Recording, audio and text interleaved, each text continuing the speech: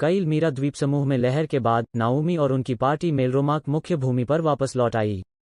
Naomi को सीटो क्षेत्र से पुरस्कृत किया गया जिसमें राफ्तालिया का घर लुरोलोना गांव शामिल है।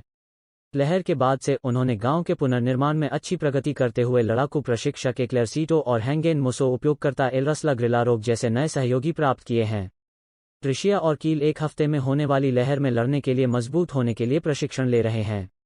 जैसे ही नाओमी उनसे मिलता है वह देखता है कि ऋषिया के आंकड़े उनसे बहुत कम हैं और उन्हें और मजबूत होने की जरूरत है। हालांकि अपने बचाव में एलरसला ने नोट किया कि ऋषिया अपनी चाबी में हेरफेर करने में एक विशेषज्ञ है जो दुर्लभ है। कील भी इतनी मजबूत नहीं है कि अगली लहर में लड़ सके। जब वे बात कर रहे होते हैं तो पूरे गांव में चमगादड़ जैसे जीवों के झुंड के रूप में एक चीख की गूंज गांव पर हमला कर देती है।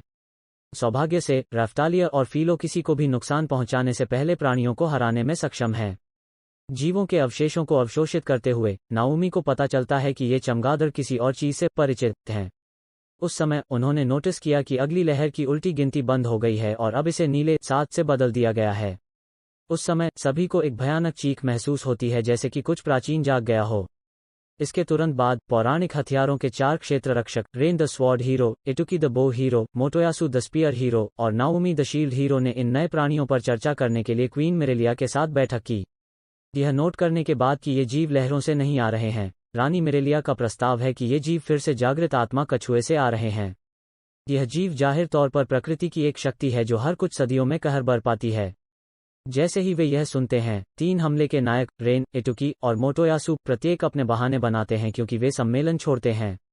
जैसे ही वे निकलते हैं माल्टी मोटोयासु पर परेशान हो जाती है क्योंकि उसने राजकुमारी के रूप में अपना खिताब बहाल नहीं किया था। एटुकी अपने पूर्व साथी ऋषि से भी पूछता है कि वो कैसे कर रही है। ऋषिया अपनी पार्टी में फिर से शामिल होने के लिए कहता है लेकिन वो कहता है कि वो कभी भी मजबूत नहीं होगी।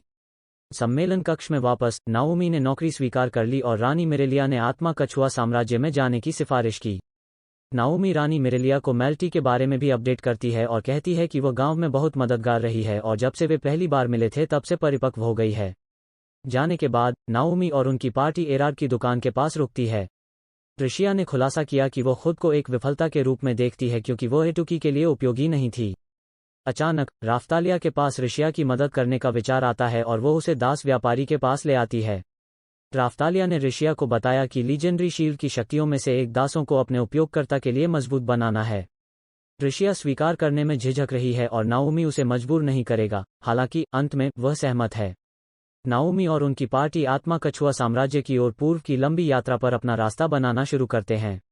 जैसा कि वे करते हैं वे विनाशकारी क्षेत्र को खाली करने वाले शरणार्थियों की पंक्तियों से गुजरते हैं। एक रात फिटोरिया फिलो के साथ अपने संबंध के माध्यम से नाओमी से संपर्क करती है। नाओमी ने पुष्टि की कि वो आत्मा कछुए की जांच कर रहा है।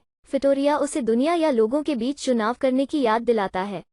जैसा कि नाओमी और उनकी पार्टी आत्मा कछुआ की ओर जारी है, वे अफवाहें सुनते हैं कि अन्य 3 नायक रेन, एटुकी और मोटोयासु आत्मा कछुए से लड़ते हुए मर गए हैं। ऋषिया परेशान हो जाती है लेकिन नाओमी फिटोरिया से पुष्टि करता है कि अफवाहें वर्तमान में झूठी हैं। तभी पार्टी और आसपास के शरणार्थियों पर परिचितों के झुंड द्वारा हमला किया जाता है, पिछली बार की तुलना में अधिक मजबूत और अधिक। वे लोगों का बचाव करने की पूरी कोशिश करते हैं जबकि नाओमी उन सभी को नफरत की प्रतिक्रिया से दूर करते हैं। नोफुमी लगभग अभिभूत है और बड़े पैमाने पर व्यापक हमले में होड को हराने के लिए अपने शाप श्रृंखला हथियार का उपयोग करने के लिए मजबूर है। इसके बाद नाओमी ने शापित हथियार का इस्तेमाल करने के लिए राफ्तालिया से माफी मांगी। हालांकि जैसे ही पार्टी एकजुट होती है उनकी मुलाकात एक रहस्यमय महिला से होती है। वो उसे मारने के लिए नाओमी से भीख मांगती है।